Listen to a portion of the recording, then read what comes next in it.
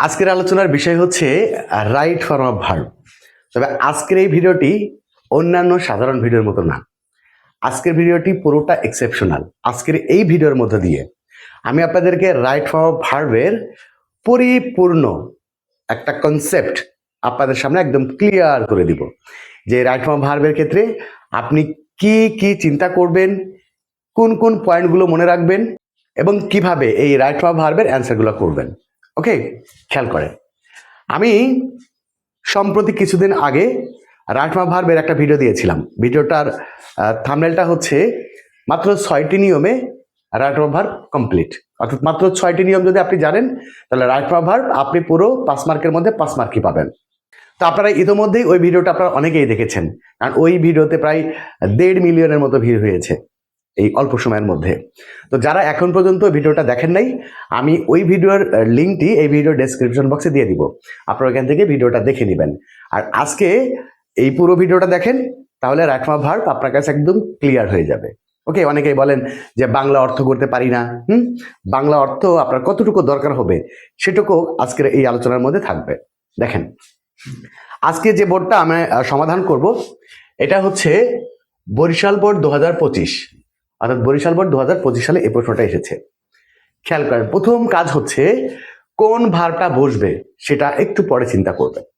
প্রথম চিন্তাটা হচ্ছে যে গ্যাপে আপনি ভার্বটা বসাবেন, এই ভার্বটা কোন ফর্মে বসবে, এরপরে চিন্তা করবেন যে কোনটা বসাবেন। ওকে, খেয়াল করেন, e commerce is rapidly being. প্রথম কথা হচ্ছে দেখেন বিং, বিং এর পরে গ্যাপ থাকলে কি হয়?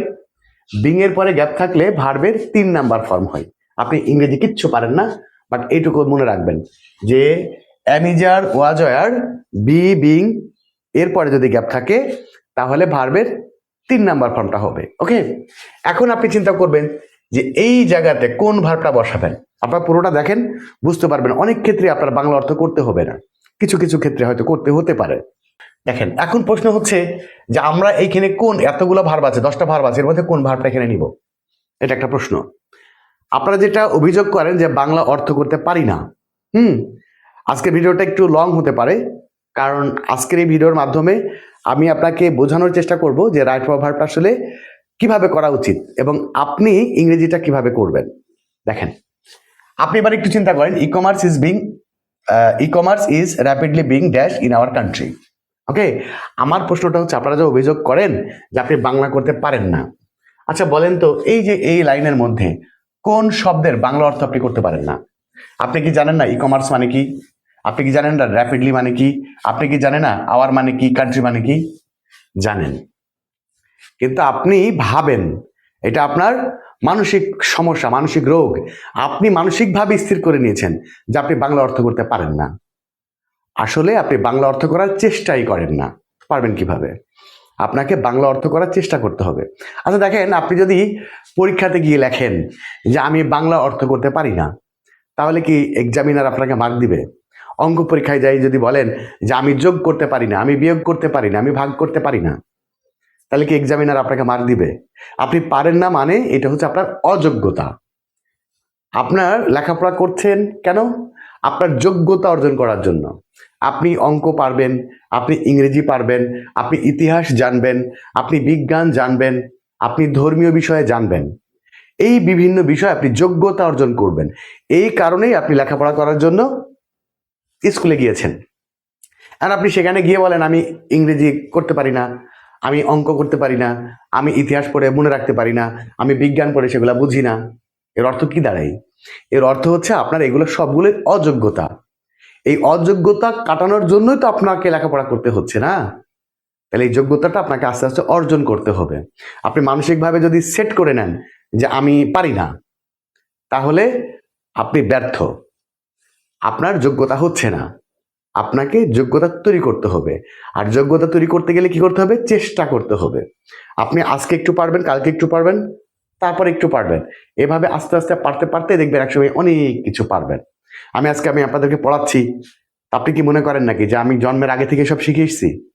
নো, আমিও এই পৃথিবীতে এসেই শিখেছি। আপনারাও আমার থেকে অনেক বেশি কিছু শিখবেন, সেটা শেখার যাত্রাটা শুরু করতে হবে, পারার যাত্রাটা শুরু করতে হবে। ওকে, যাই হোক, খেয়াল করেন, e commerce is rapidly being dash in our country.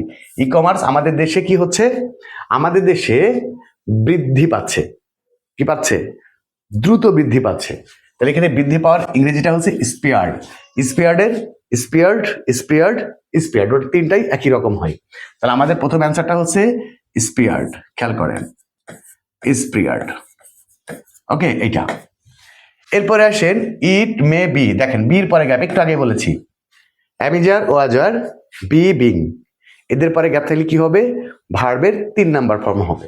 তাহলে এখানে আমরা যে ভার্বটা বসাবো সেই ভার্বের 3 নাম্বার ফর্মটা বসাবো। তাহলে it may be dash as a business process through electronic transition. Okay, এবার একটা জিনিস খেয়াল করেন, এখানে একটা শব্দ আছে যেটার নাম হচ্ছে অ্যাজ, এবং এর মধ্যে এমন একটা শব্দ, এমন একটা ভার্ব আছে যে ভার্বের পরে অ্যাজ বসে। সেটা কি জানেন? সেটা হচ্ছে ডিফাইন। ডিফাইন মানে হচ্ছে সংজ্ঞায়িত করা। ইট মে বি ডিফাইন্ড। তাহলে কি দিব? Defined as. এটাকে সংজ্ঞায়িত করা যেতে পারে অ্যাজ এ বিজনেস প্রসেস, এমন একটা ব্যবসা পদ্ধতি থ্রু ইলেকট্রনিক ট্রানজিশন, যেটা ইলেকট্রনিকের মাধ্যমে লেনদেন হয়। ইলেকট্রনিকের মধ্য দিয়ে যেটা লেনদেন হয়, এমন একটা ব্যবসাকে এটার সংজ্ঞায়িত করা হয়, মানে এমন একটা ব্যবসা বলা হয়। ওকে, এবার আসেন buyers and sellers are not. খেয়াল করেন, আর নট। আপনাকে একটা জিনিস বুঝতে হবে যে অ্যাক্টিভ সাবজেক্ট আর হচ্ছে প্যাসিভ সাবজেক্ট। কোনটা অ্যাক্টিভ সাবজেক্ট, কোনটা প্যাসিভ সাবজেক্ট। যখন সাবজেক্টের জায়গায় থাকবে কিন্তু কাজ করবে না, সেটা হচ্ছে প্যাসিভ সাবজেক্ট। আর সাবজেক্টের জায়গায় থাকবে কিন্তু ওই কাজটাও আবার করবে সে, তাহলে সেটা হচ্ছে অ্যাক্টিভ সাবজেক্ট। তো এই প্যাসিভ সাবজেক্টের পরে যখন অ্যামিজার ওয়াজার থাকে, এরপরে ভার্বের 3 নাম্বার ফর্ম হয়। ওকে, দেখেন buyers and sellers are not dash to talk face to face. দেখেন ক্রেতা এবং বিক্রেতাদের মুখোমুখি কথা বলার ড্যাশ হয় না। কি হয় না? প্রয়োজন হয় না। তাহলে এর মধ্যে প্রয়োজনের ইংরেজি কোনটা? প্রয়োজনের ইংরেজি হচ্ছে রিকোয়ার। রিকোয়ার মানে প্রয়োজন। তো এটা হচ্ছে ওই যে অ্যামিজার ওয়াজারের পরে গ্যাপ, ভার্বের 3 নাম্বার ফর্ম। তাহলে কি হবে? রিকোয়ার্ড। রিকোয়ার্ড হয়ে গেল। আচ্ছা, এরপরে আসেন we may get hour required product. আমরা আমাদের প্রয়োজনীয় পণ্য, রিকোয়ার্ড প্রোডাক্ট প্রয়োজনীয় পণ্য, মে গেট পেতে পারি ড্যাশ অ্যাট হোম। এবার দেখেন এখানে আমরা কি বসাবো। প্রথম কথা হচ্ছে এখানে একটা মেইন ভার্ব আছে। দেখেন মে গেট একটা মেইন ভার্ব আছে। তো একটা সেন্টেন্সে একটা ভার্ব থাকা সত্ত্বেও যদি আরো একটা গ্যাপ থাকে, তাহলে সেই গ্যাপে ভার্বের কি হয়? আইএনজি হয়। একটা ভার্ব থাকা সত্ত্বেও, একটা সিম্পল সেন্টেন্সে একটা ভার্ব থাকা সত্ত্বেও যদি ওই সেন্টেন্সে আরো একটা গ্যাপ থাকে, তাহলে সেই জায়গাতে ভার্ব প্লাস আইএনজি হয়। তাহলে আমরা এখানে যে ভার্বটা বসাবো সেই ভার্বের সাথে আমাদেরকে কি করতে হবে? আইএনজি যোগ করে বসাতে হবে। এখন আমাদের দেখতে হবে যে এর মধ্যে থেকে আমরা কোন ভার্বটা নিব। খেয়াল করেন এখানে আছে অ্যাট, আর আমরা জানি যে এই যে ইস্টে, এই ইস্টের পরে অ্যাড বসে। কোনো জায়গাতে অবস্থান করলে ইস্টের পরে অ্যাড হয়। ওকে, তাহলে আমরা কি দিব এখন? Staying at. Staying at. দেখেন তাহলে উই মে গেট, আমাদের কিন্তু ভার্ব চুজ করতে খুব একটা ঝামেলা হয় নাই, কারণ এই শব্দটা আপনি বৈষণটা দেখে বুঝে নিলাম যে we may get hour required product, আমরা আমাদের প্রয়োজনীয় পণ্যটি পেতে পারি স্টেইং অ্যাট হোম, মানে বাসায় বসে থেকেই, বাসায় অবস্থান থেকেই। এবার আসেন on of the opportunities dash businessman from, আর ওইটুকু বাদ দেন, এইটুকু আসেন one of the best opportunities dash that. তাহলে বুঝতে পারছেন এখানে কি হবে? বি মানে অ্যামিজার হবে। তাহলে এখানে ওয়ান অফ দি মানে একটা, অর্থাৎ ইজ। দেখেন one of the best opportunities is that, সবচেয়ে বড় সুযোগটা হচ্ছে businessman from home and abroad, ব্যবসায়ীরা দেশ বিদেশের ব্যবসায়ীরা ক্যান ড্যাশ। দেখেন মডালের পরে গ্যাপ, কার পরে গ্যাপ? মডালের পরে গ্যাপ। মডালের পরে গ্যাপ তাহলে কি হয়? ভার্বের প্রেজেন্ট ফর্ম হয়, মানে ভার্বের বেস ফর্মটা হয়। তাহলে can dash there business using this process. দেখেন তাদের এই ব্যবসা প্রসেসটা চালিয়ে যেতে পারে। কি করতে পারে? চালিয়ে যেতে পারে বা পরিচালনা করতে পারে। তাহলে এই যে ডিরেক্ট, ডিরেক্ট মানে হচ্ছে কি? পরিচালনা করা। ডিরেক্টর বলে না পরিচালক, আর যে ডিরেক্ট করে তাকে ডিরেক্টর বলে। তাহলে ক্যান মডেলের পরে প্রেজেন্ট ফর্ম, তাহলে কি হবে ডিরেক্ট। এই দেখেন, তাহলে one of the best opportunities is that, সবচেয়ে বড় সুবিধাটা হচ্ছে businessman from home and abroad, দেশ বিদেশের ব্যবসায়ীরা can direct there business using this system, এই সিস্টেমটা ব্যবহার করে তারা এই ব্যবসাটা কি করতে পারে, পরিচালনা করতে পারে।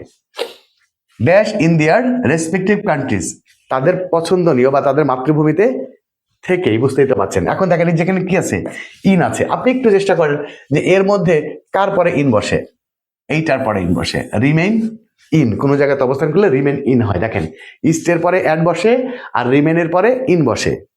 হ্যাঁ, আপনাদের পরীক্ষা কিন্তু প্রেপোজিশনের একটা চ্যাপ্টার আছে, ওই প্রেপোজিশন পড়তে পড়তে কিন্তু আপনাদের এগুলো হয়ে যাবে। এখন প্রশ্ন হচ্ছে এই জায়গাতে আমরা ভার্বের কোন ফর্মটা বসাবো। খেয়াল করেন অলরেডি একটা ভার্ব আমরা বসিয়ে ফেলেছি। তো কোনো সেন্টেন্সে যদি একটা ভার্ব থাকে এবং ওই সেন্টেন্সে যদি আরো একটা গ্যাপ থাকে, তাহলে সেখানে আমরা কি করব, ভার্ব প্লাস আইএনজি করব। ওকে, তাহলে আমরা এখানে কি করব, এখানে আমরা বলবো হচ্ছে রিমেইনিং, কি বলবো, রিমেইনিং ইন দিয়ার রেসপেক্টিভ কান্ট্রিজ, তাদের নিজেদের দেশে থেকেই। ইট ড্যাশ আজ, খেয়াল করেন এখানে একদম সাবজেক্টের পরে গ্যাপ, অর্থাৎ এখানে আপনি যেটা বসাবেন সেটা হচ্ছে ভার্বের প্রেজেন্ট ফর্ম বসাতে হবে। সাবজেক্টের পরে যদি গ্যাপ থাকে আর এই গল্পটা যদি প্রেজেন্টের হয় তাহলে প্রেজেন্ট ফর্ম হবে, আর এই গল্পটা যদি পাস্টের হয় তাহলে পাস্ট ফর্ম হবে।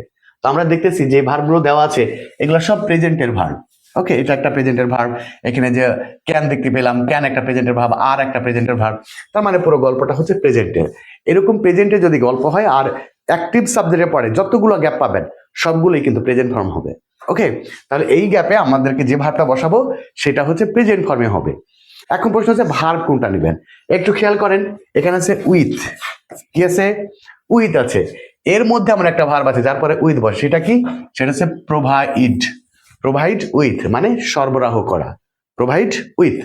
এখন তাহলে এখানে আমরা কি বসাবো, প্রোভাইড বসাবো, আর এটা যেহেতু থার্ড পারসন সিঙ্গুলার নাম্বার এই জন্য ভার্বের সাথে একটা এর যোগ করে দিব, অর্থাৎ provides, it provides us with global information, resource and services, এটা আমাদের কি দেয়, বৈশ্বিক তথ্য দেয়, এরপরে হচ্ছে সম্পদ উৎস দেয়, তারপরে হচ্ছে সার্ভিসেস সেবা দেয়। ইট ইজ ড্যাশ দ্যাট, একটু আগে বলেছি এই যে প্যাসিভ সাবজেক্টের পরে যদি অ্যামিজার ওয়াজার থাকে তাহলে ভার্বে 3 নম্বর ফর্ম হবে। তাহলে ইট ইজ ড্যাশ দ্যাট, এটা ড্যাশ যে, তাহলে কি অনুমান করা, এটা ড্যাশ করা হয় যে, কি করা হয় যে অনুমান করা হয়। ভার্বের কয় নাম্বার ফর্ম হবে, 3 নাম্বার ফর্ম, মানে পাস্ট পার্টিসিপল ফর্ম। তাহলে এখানে আমরা বলবো অ্যান্টিসিপেটেড, মানে অনুমান করা হয়। ইট ইজ অ্যান্টিসিপেটেড দ্যাট, অনুমান করা হয় যে ইট উইল ড্যাশ, দেখেন মডেলের পরে গ্যাপ, তাহলে কি হবে, ভার্বের প্রেজেন্ট ফর্ম হবে। তাহলে it will dash our domestic business very সুন, সবগুলো যেহেতু হয়ে গেছে তাহলে একটা ভার্বই বাকি আছে, সেটা হচ্ছে প্রমোট মানে কি, উন্নত করা, ছড়াইয়া দেওয়া। তাহলে কি হলো, it will promote our domestic business, it will promote our domestic business very soon, যে অনুমান করা হয় যে খুব শীঘ্রই আমাদের গৃহস্থালীয় জিনিসগুলো বা আমাদের দেশের জিনিসগুলো সেগুলো আমরা, এটা কি করবে, এই সিস্টেমটাকে, আর এই সিস্টেমটা আরো প্রমোট করে দিবে, আরো প্রসারিত করে দিবে। ওকে, তাহলে সর্বশেষ কথা হচ্ছে আপনাকে শিখতে হবে। আপনি বলেন আমি বাংলা অর্থ করতে পারি না, আপনি বলেন আমি শব্দের অর্থ জানি না, আপনি বলেন আমি ইংলিশ গ্রামার বুঝি না, আপনি পারেন না, বোঝেন না, এর অর্থ হচ্ছে আপনার এটা অযোগ্যতা। আপনি যোগ্যতা অর্জন করার জন্যই লেখাপড়া করছেন, আর আপনি এই লেখাপড়া করতে করতেই যদি আপনি খালি পারেন না করেন, তাহলে বুঝতে হবে আপনি আপনার দায়িত্বের মধ্যে নেই।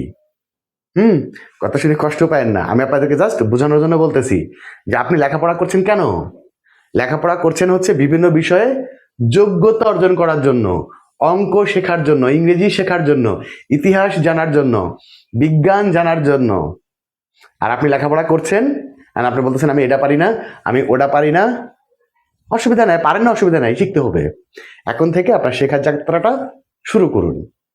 ওকে, তো যাই হোক আজকের এই ভিডিওটি কেমন লাগলো সেটা অবশ্যই কমেন্টস করে জানাবেন।